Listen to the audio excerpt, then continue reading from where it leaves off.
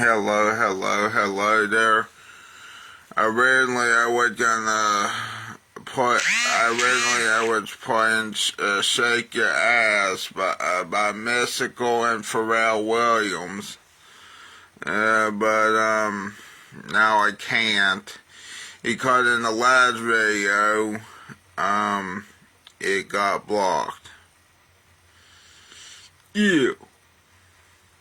No. Anyway, let's get Wesley back on. Okay, here we go, yeah. Here we go. Anyway, I'm trying to get on Food Beast here now, so they can't play Shake Your Ass by Mystical and Pharrell Williams. Hello there, Wesley. How you doing? I'm doing alright as of this moment.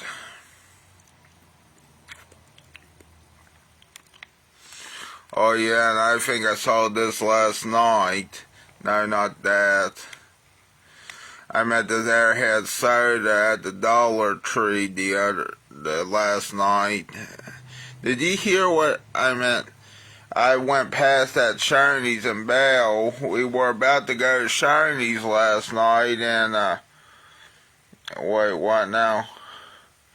Hold on a minute. And then last night we were about to approach Shoney's and the power was all out in Bell, and that's what even the Walmart in Bell's power was out, and that's really weird. But then it turned out that some cold truck driver or whatever went into the goddamn Shoney's. I hope it was an accident, because if it's not, I'm gonna say to that cold truck driver, die. Okay, maybe not that, but still, to be honest, I think he was driving fast. I can't swear to it, though. And I think that's weird that all the lights went out in Bell.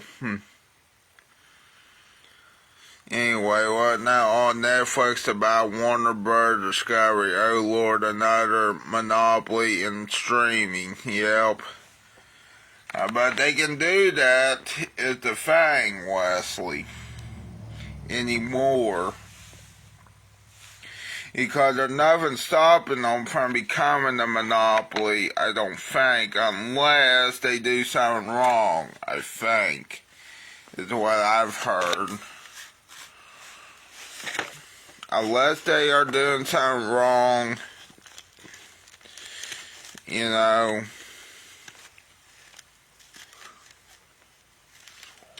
I'm trying to think of how to say, unless they are doing something wrong, there's nothing preventing them to becoming a monopoly. Yeah, just like the board game. Monopoly.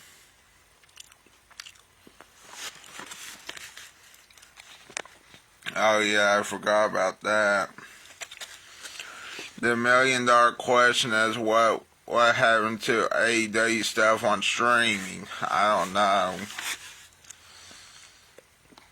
It doesn't include the TV channels. Thank God. Well, thank God for that too.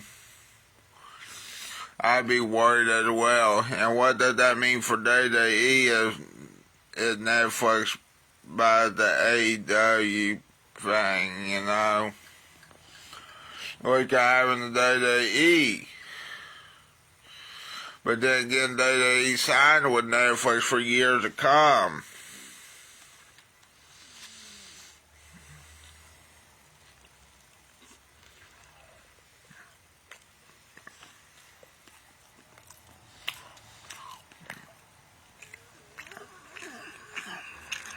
Dear student, congratulations. You have been accepted.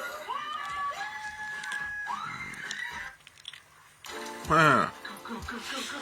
Dog. I think a Jack Russell Terrier dog. At the dog park where all the dogs are at, except there's snow and there's not much dogs. Looks like they doesn't have a say-so in it. Oh, okay. But still. Despite these 17-degree temperatures here in Chicago, it's actually a beautiful sunny day. Not really windy or anything, but the winter is definitely here. Just dropped Lionel off in my apartment. Little snow, park, run, walk, play situation. He had a blast. Looking so dapper in his outfit. So today's video, a sandwich shop that I absolutely adore. It's an icon here, JP Gragiano's, run by Jim Gragiano. I don't get here enough. I obviously eat a lot of sandwiches, and this is one of those places that I'm like, it's always there if I need it. But then I don't go. Like how much I would charge. Wesley was saying, I heard that if you two get to the library, And then Jim's kind of original modern take on there's going to be a charge every month to access it. Well, that's stupid. enjoy this sandwich together. I guess it makes sense, depending on the price. From Steven. Because if it's older pay-per-views, then fuck that, sort of. If they charge a lot.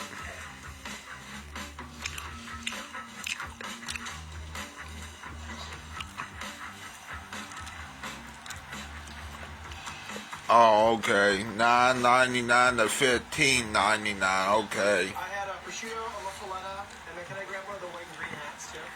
Awesome. Amazing. That'd be great. Thank you. Don't show your. Oh, never mind. Oh yeah, I gotta sport it, you know. Thank you so much. I was about to say that to the guy that you see on the TV, don't show your credit card. You should have blurred that out. Absolutely. Haven't been in a while. I had to get the hat too. Gotta sport it. No, I haven't had the white and green one yet. That's I could see them including YouTube Premium in that price. Yeah, great to see it. I can see it too. Turkey sandwich thing with him, but that video drops Friday with your stuff on it. So we'll tag you. So bad. And then I just ran into a day like that. No, we totally get it. No, we'll do something in the future. Okay. Awesome. Great seeing you, Joe. Do you have any questions about this video so far? That shop is literally a place that I feel like I think they got the same name, Gradiano's, and that pizza place says it right here. I'll show you what I'm talking about. it's so good, but like keeps all the really good. Yeah, Gradiano. Another Gradiano out there, but this time in Chicago. JP Gradiano Company, so it's different. Okay, good. Let me play that back. I had a prosciutto, a muffaletta, and then can I grab one of the white and green hats too? Awesome. Amazing. That'd be great. Thank you. Thank you so much for doing that. Oh yeah, I gotta support it, you know. Thank you so much. Yeah. Absolutely. Haven't been in a while. I had to get the hat too. Gotta support it. No, I haven't had the white and green one yet. That's it's so slick. I had to do it. Good to see it. It was great. We're actually shooting a turkey sandwich thing with him, but that video drops Friday with your stuff on it. So we'll tag you. So bad. And then I just ran into a day like that. No, we totally get it. No, we'll do something in the future. Okay. Awesome. Great seeing you, Joe. Thank you. That shop is literally a place that I feel like it makes you feel good to be in there. It also feels very like old school, but it's adapted enough to still be so relevant and so good, but like keeps all the really good nostalgic parts of like a sandwich shop and a deli intact. It's so rare to be such a Hold on, wait, wasn't that interesting how the live day PLE almost went to Paramount Plus? Huh. place for so many years, and the owner is And still yet I think giving out that, every single and order. yet it went to ESPN and it didn't go to Paramount Plus. And then when it's done and quality checked, he hands it to you. That's just so rare, and it's so loved by me and so many people that live here. feel so spoiled. Hold on, let me take my pills. Stop. Like, ugh.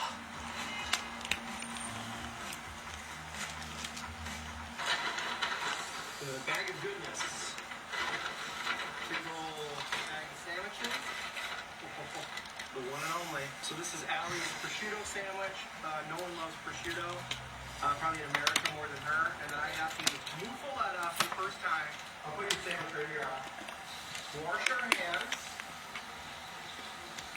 And de-papering. I don't know. Get the muffaletta bread. Oh my god. Are you So many pills. kidding me? If you're familiar with muffalettas, both the bread, the seeded bread, and the sandwich are both called the muffaletta. I think the term "oh sweet Jesus" was made for this moment. Sharp imported provolone, Krakus ham, which I think is Polish, Genoa salami, mortadella, JPG's hot muffaletta mix, and then D'Amato's awesome bakery in Westtown area makes the sesame roll. I've been to Central Grocery. I've been to I think it's probably Hold on. muffaletta sandwich shop. I would have been all for the Day Library being on Paramount Plus. And you don't see them a ton Yeah. in Chicago. This has been on my bucket list. I would have too. Oh gosh, I love Indian food in London. I can never get enough. Oh God. Blimey. Earn rewards wherever you book travel. The autographed journey credit card from Wells Fargo. Terms apply. Want a sleep that stays up to 5 washes? It's possible. Garnier presents Cookies Sleep and Stay Serum. Patented what?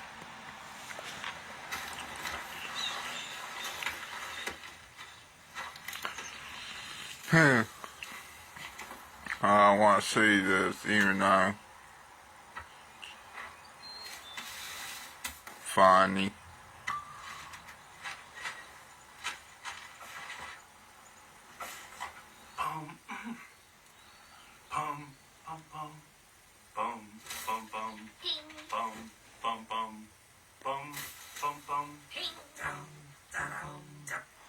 Yeah, that's boring already. Being interesting if ESPN decided to get out of the contract with they would be screwed. Yeah, especially since they did that, then that one would probably want them then. Well, I meant, no streaming service would probably want them at that point. Like that, they're almost like creamy. Like your teeth go through the meat like it's nothing. Holy shit. I am both so excited. I mean, what they eat, it's off and on with them. I remember Every single week that I've been asleep. I remember one day they eat was really, even though they were making profit, yet their TV product was struggling a lot. That's when Ms. McMahon was selling chart in 2019. I remember. Then I also remember 2020. That is going to be such a great bite. Prediction confirmed. A Hall of Fame worthy. Maybe you remember in 2019 they had some weird storylines. And today I finally did. I mean, they still do, sort of. Exactly 50. I got 2 monster sandwiches and merch supporting that local spot. Basically, you did, Steven. That was all you. JP Gragiano, Grocery Company, Taste Real, Chicago. It's sleek. Woo! What a day. The most satisfying sandwich. If you're a cold cut, like you're Italian. If they were smart, they should have either done the following: keep the live premium live events on Peacock, or put them commercial free on USA Network. I think they should have just stayed on Peacock, to be honest. Because if they did commercial free on USA Network, then they wouldn't make money over their premium live events.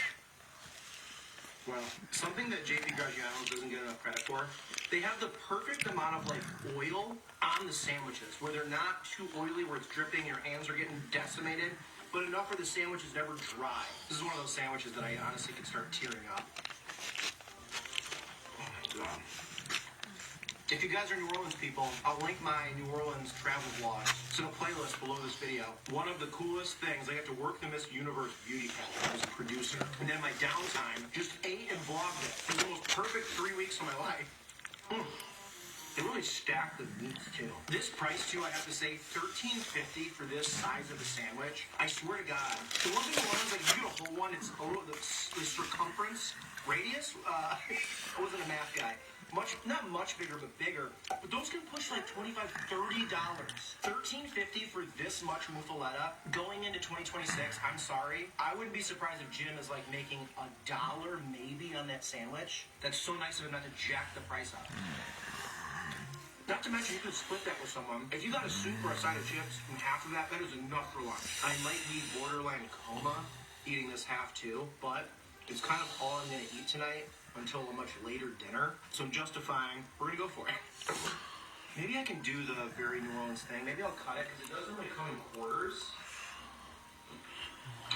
So that way I can save half this, I guess a quarter of it, technically a half of the half, so that before I leave to go watch football with my friends, I could scarf this down. Yeah, because it's normally kind of served like this, like in quarter chunks. It's also easier to eat that way. I should have done that originally. Something I did a lot when I was studying abroad overseas is I would take like the really good olive oil, because all the Italian delis and restaurants always have really good olive oil on the table. And do like a little bit more of a drizzle because it's just like such a flavor punch. It just ramps it up so much. Also, if you go get this, absolutely cut it like this before you eat it. Don't eat the half like I did. That was so stupid. I was so damn excited I wasn't thinking. Cutting it into like a little pizza slice it's obviously it's why pizza goes right into your dome. I'm done taking for granted that I live a 12-minute walk from arguably the best sandwich shop in the city. I eat the whole damn menu. I fucking love sandwiches. Steven, thank you so much for the $50 donation. Got myself a hat, a delicious sandwich, and the wife got fed. You can't beat that.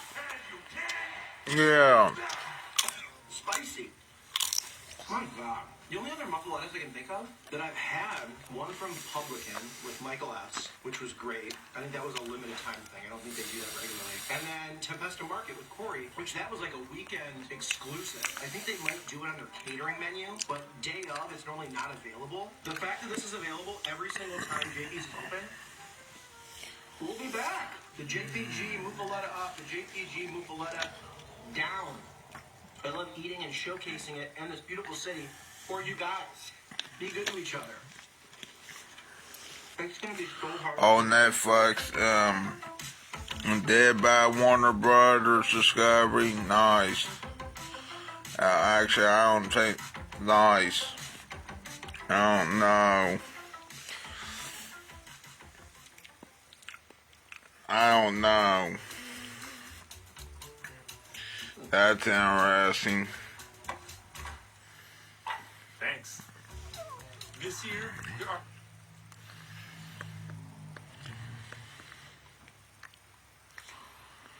Hold on a minute.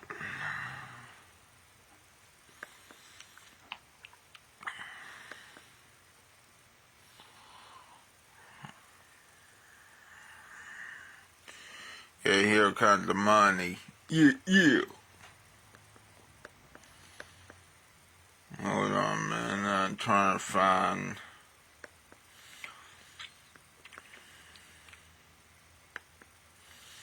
I'm in an alley in the middle of Chicago, and behind me there's a secret pizza place that you can only buy pies once a month.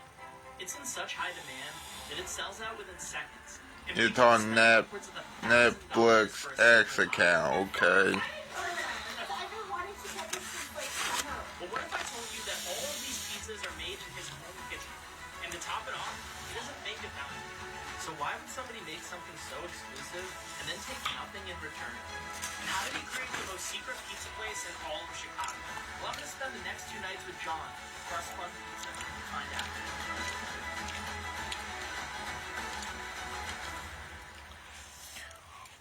I met up with with John on night 1 to help him prep for the following night's pizza drop.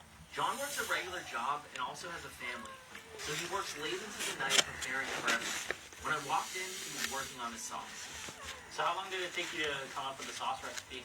You know, I tweaked and I kind of still tweak, but I'm gonna say this is like fairly close to what I was making in like 2020 when we started this. The sauce consists of tomato paste, crushed tomatoes, garlic, honey, red wine vinegar, dried spices, and a secret ingredient that might seem weird for a pizza. Fish sauce. Specifically, 3 crab brain. If you think about it, it's not that different from the carrot. Like a lot of places will sneak a sardine in. Okay, yeah. This is saltiness. salty, fermented, just a huge bunch of umami. This is a lot easier to handle than trying to manage the sardine inventory in a oily jar. John lets the ingredients simmer together and then adds Marmite, a yeast extract that also adds depth to the sauce. From there, it simmers for a while. Me. People think of Chicago pizza, they're thinking deep dish. But John specializes in tavern-style pizza, which is another Chicago staple, but it's thin and crispy. So take 12 take 12 tavern pizzas and stack them up. You might get to the lip of that bone. Very thin, stretched out, very thin, cut into squares, topped really generously, good cheese because we are lucky enough to live near Wisconsin. Yeah. And then, most often, for me at least, sausage and giardiniera. Like the entire rest of the country, pepperoni is the most popular topping. And we make a lot of pepperoni here and have it, but sausage here is the most popular local topping. One thing that sets John apart, too, is that he makes almost everything from scratch, including the giardiniera and the sausage. There's a level of care and detail that he puts into his food that surpasses most restaurants. I couldn't help but wonder, how did this all start? Well, I don't know if you remember this, but there were some weeks where we all had to stay inside almost all the time. Vaguely. So we started making pizza every single Friday for the kids, and we load up a movie on the iPad. It's just some nice family time. And by the time that I wanted to do something with this, we had pizza after pizza after pizza after pizza, kind of behind us in terms of just like how I knew how to make it, what I wanted to change, what I wanted to work with. Did you have a background in making pie before, or? I had pizza recipes. I had a background in food writing, catering, recipe development, but not pizza specifically. However, like this tavern style, and we really call it tavern style now because it's become such a big regional thing. Growing up it was like thin crust or pizza or whatever. Yeah. But I just had eaten it for so much of my entire life that it's like you have to if you know how something tastes and you know how you want it to taste. That's like the first step towards messing around with the recipe. Otherwise, you just kind of adjust the variables. It's like trying to chase the pizza that I remember from my childhood that probably wasn't as good as what we had. That's where we're still kind of going to today. How did it turn into this sort of charity giving back? Like, when did you decide you wanted to start selling them? And I was staying home with 2 kids whose daycare was closed. My job, we were still fully remote. I felt like I wasn't really doing anything particularly positive for, Chicago. And I decided, well, this is the only thing I can do at a high replicable level that I like, then maybe I'll just do that. And I had, you'll never run out of amazing nonprofit neighborhood organizations in Chicago. There are so many people here that spend their entire career, their entire lives doing good for others. And I thought, well, if all I can do is push some money that way, then that's what I'll do. And since then, John's raised over $100,000 for local charities in Chicago. And he has a really unique setup for buying them. The alert goes out a few days before the pizza sells, and it's luck of the draw. However, the last pizza left goes up for auction, and people have paid into the thousands for a chance to get this pizza. In fact, this week, his pie sold out in about 30 seconds. So what's been John's secret for making pizza this good? He told me a lot of it starts with the dough. So we headed into his basement, where he converted his water meter room into a dough station. So what are we doing? You're sheeting the dough. So you can do this with a rolling pin, but after the first few thousand, I decided I didn't want to do it with a rolling pin anymore. Yeah. You get it super thin. I do 14-inch pizzas, so they're all the same size. You feed it through, and it's got these rollers in there that just squeeze out all the air. You won't get any additional bubbling or anything. I got nothing against a pizza bubble, but it's not for a tavern pie. The dough that John makes is cold fermented, which gives it a similar taste to sourdough. This wasn't how he was doing it originally, and I asked him how he figured this process out. If you do a lot of pizzas, I probably just accidentally made too much or missed a week or something, and then I had pizza from a week ago, dough from a week prior, and tried it and was like, wait a minute here, what are we doing? That's interesting. Then it sits here for a few hours to do something called curing. So this is about 10% of its weight, and that's all just moisture diffusion. It just dries out a little bit. Oh, cool. That is really determined by my old house and how dry it is in a given season. I can do this in a couple hours today. It would take me 8 or 9, in the summertime when it's exceptionally humid, even with the AC running, to where I just have a fan. So, I have different finishes for different times of year. When you're writing out the recipe for this, it's a lot of feel, right? Yeah. You don't have time to measure everything, always, if you're doing a lot of pizza. But you can measure, what happened once and know how it feels. So that's how I figured out how much drier I wanted the pizza than what it was when it just came out like this.